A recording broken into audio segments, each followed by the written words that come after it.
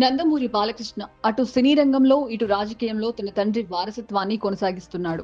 2014 శాసనసభ ఎన్నికల్లో హిందూపురం నియోజకవర్గం నుంచి మొదటిసారిగా ఎమ్మెల్యేగా పోటీ చేసి 16,000 ఓట్లకు పైగా ఆధిక్యతతో గెలుపొందారు. 2019లో జరిగిన ఎన్నికల్లో టీడీపీ బలహీనపడినప్పటికీ బాలయ్య మాత్రం హిందూపురంలో తన లెగసీ కంటిన్యూ చేశాడు. అంతేకాదు 2024 ఎన్నికల్లో ముచ్చటగా మూడవసారి హిందూపురం నుంచి ఎమ్మెల్యేగా హ్యాట్రిక్ కొట్టాడు.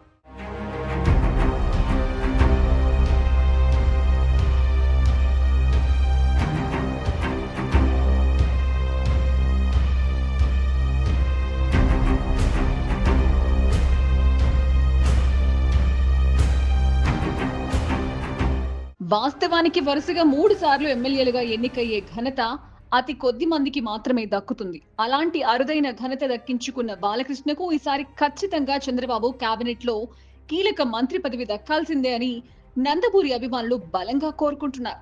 ఓవైపు మెగా సోదరుడు నాగబాబుకు మంత్రి పదవి అని సీఎం చెప్పడంతో బాలయ్యకు సైతం ఇవ్వాల్సిందేనని తెలుగు తమ్ముళ్లు పట్టుబడుతున్నారు.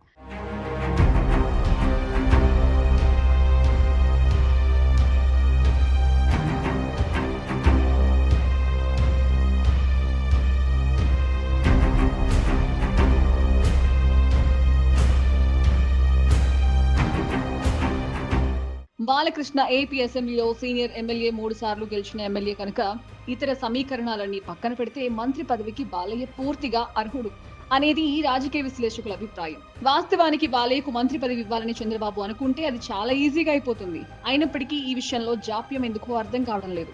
బాలయ్యని కావాలని కొందరు తొక్కేస్తున్నారని అభిమానులు అంటున్నారు.